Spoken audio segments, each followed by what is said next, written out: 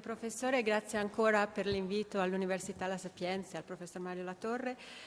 Come è stato già annunciato, faccio parte dell'OCSE, della Direzione per la Cooperazione allo Sviluppo, quindi la prospettiva che vi porterò è quella dei Paesi membri OCSE, di tutti i Paesi membri OCSE, ma in particolare anche della loro azione al di fuori dei confini vis-à-vis dei Paesi in via di sviluppo, i mercati emergenti.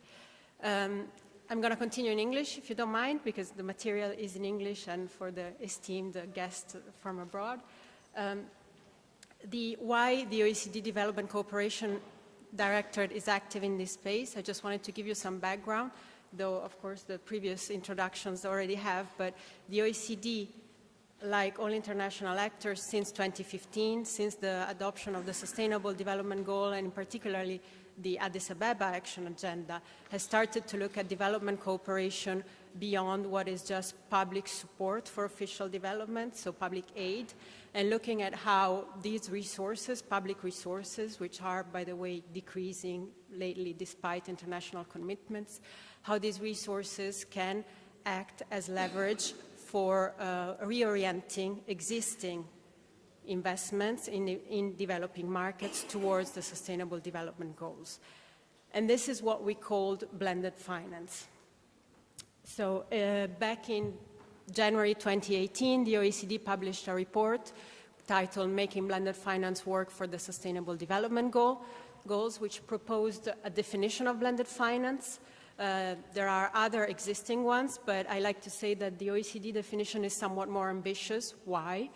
Because it looks at blended finance as the strategic use of development finance to mobilize additional capital, where, as you can see, development finance is not just intended as public resources, is not just intended as concessional resources, but it actually looks also at potentially private law actors like development finance institutions or philanthropies that might use also instruments that are not concessional, not just grants, but that have already that development mandate, so those development objectives in their statute, in their objectives, in their strategy, and that want to go out there and work and partner with more commercial entities, whether they are private investors or enterprises, to get them to shift to a different gear, to shift towards transition, towards a fairer economy.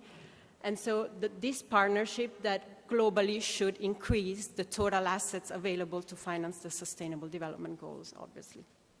This definition has been adopted by the Development Assistance Committee, and it is supported by a number of policy-level principles that you see here. I'm not going to go into each and every one of them, but as all the OECD core business, what we are trying to do is to get civil servants, policymakers sitting in ministries of financial and foreign affairs to try and conceive their development cooperation strategies in a way that can have financial but also development leverage. So the dimension of additionality that you see here should be targeted in particular to the mobilization of commercial finance, while of course respecting the local context, being mindful of rising debt levels in particular, and a commitment, an overarching commitment to transparency, in particular also on actual development results. So as part of this broader work stream, the Development Cooperation Directorate has recently also tried to shed more light on one specific mechanism, which is what we call collective investment vehicles or blended finance funds and facilities. And to try to shed light, again, for policymakers in understanding what these vehicles are, how they operate, where they invest, who manages them, and so forth. So what I'm going to present to you right now is really the highlights, key takeaways of a survey that was conducted in 2018. I have more copies of the report for those who are interested. And the survey targeted, again, blended finance vehicles, so that had the more or less explicit objective of mobilizing additional capital that were investing in emerging markets and or developing countries at large, and that were pooling, either at the capital level or in their operations, different types of investors. And of course, we mostly looked at instruments that were either at the national or international level, so there is a broad population out there that we couldn't aim to capture. But this year, we managed to achieve 180 responses, as you can see, for a total of over 60 billion assets under management. One of the main policy outcomes, I think, in this work is really to try and clarify what we mean by blended finance funds and facilities. And I think it would be really key if we want to foster and encourage this type of instruments to build a common language. I praise the work of our translators here, because part of the reasons why I'm speaking in English is that the facilities term does not really have a translation in Italian, for instance. But the OECD tried to define them as part of this work, and so we look at facilities for blending or blended facilities in the sense of pooled capital that already has a development mandate, so that is already committed to public general interest goals, whether it is public or private, because, for instance, there are some private donors like the Bill and Melinda Gates Foundation that have assets under management bigger than some OECD donors, governments. And so they are earmarked with the aim of mobilizing further downstreams additional capital in their operations. And then blended funds, another type of collective investment vehicle, is distinguished by the fact that already in their capital level, they bring in those commercial investors, so investment banks, for instance, but also insurance, other institutional investors, pension funds, that maybe did not have institutionally a mandate to work for development or have not adopted the Sustainable Development Goals as a guidance strategy, but because of this blending are somewhat turning towards the global agenda. And there again we distinguish between blended funds, between those that have a flat or a structured asset structure, meaning that risks and return there are different categories of risks and return depending on the investor, so different tranches. So having said this framework, what did the survey find? I'm going to give you just a few, again, highlights on the survey results. First of all is that indeed the use of this instrument is escalating, particularly since 2008, since the financial crisis. Over 200 new vehicles were launched, and these are just the ones that we could identify, which is of course a big subset.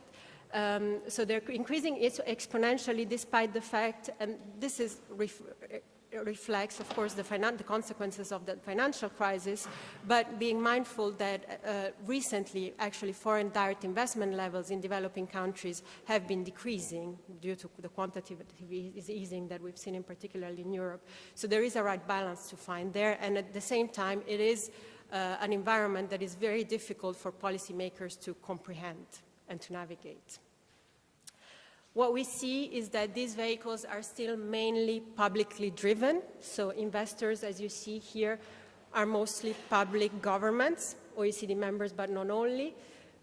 Also, they're multilateral or development finance institutions. Typically, facilities are larger pools, so they have a bigger chunk of asset under management for the same facility. So as you can see, they represent 41 billion by their own. And the other thing that is evidence is obviously the principal dilemma, because the managing organizations are actually, the management of these funds is actually very much delegated for facilities to mostly multilateral and bilateral development finance institutions, but for funds which have already a more composite group of investors, their management is very often, for the majority, entrusted to commercial asset managers, many of them recognizing themselves as impact investors. So one of the key elements of our survey was, for instance, the Global Impact Investing Network and so on. But just the comparison of these two slides shows the principal agent problem that we're dealing with here. And that is a key consideration for governments when they want to invest. We also try to estimate what is the actual leverage capacity of these instruments. Now, facilities are a case apart, but as you can see in funds, we found that these funds managed to raise at least a quarter of their assets under management in commercial finance, and this brings on a number of considerations with respect, for instance, to official OECD statistics in terms of private finance mobilized, that I'll let you go, I'll let you ponder. Okay. Yes, go back maybe, one slide. There you go. This is just to substantiate the fact that indeed in their strategy they do incorporate SDG targets. though not all at the same level, and there is an increasing attention because you can see here we have 2 waves of the survey, so the percentage of incorporation of SDGs has already grown over the last 2 years. We can go forward, please, forward. Yes, there you go, forward again. Who do they invest in? Maybe this might be of interest. Facilities represent a highly intermediated model because they have bigger pools of capital. They often invest in funds themselves. And so there is some double counting that is obviously inbuilt in the survey, whereas funds directly target more often companies, and in particularly, of course, companies in developing countries, and in particular also small and medium enterprises. Where do they do that? Mostly in Africa, mostly in sectors that are where the business case is more straightforward, so transport and energy, banking, and financial services, or the general industry. But then, what are their impact considerations? So the second part of the survey also looked at their development performance, how they assess it, how they track it. And what we see is that, for instance, their capacity to track development performance is very much limited by the investment cycle. So, of course, ex ante and along the investment to have that evidence-based decision-making. But very little of it comes ex post, 1 or 2 years after the investment is closed. So the level of their capacity to capture impact is obviously limited by their presence on the field and their relation to the direct investees.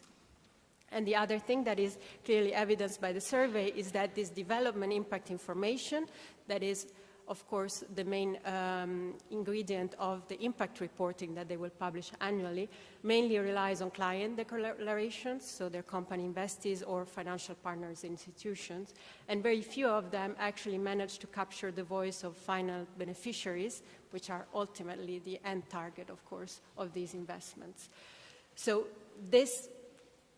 the few slides that I've put forward, but more information is in the survey, raise some questions as to how, despite their intentionality of pursuing an impact, what is their actual capacity to track the impact once they're manifest, they become manifest, and to report on them.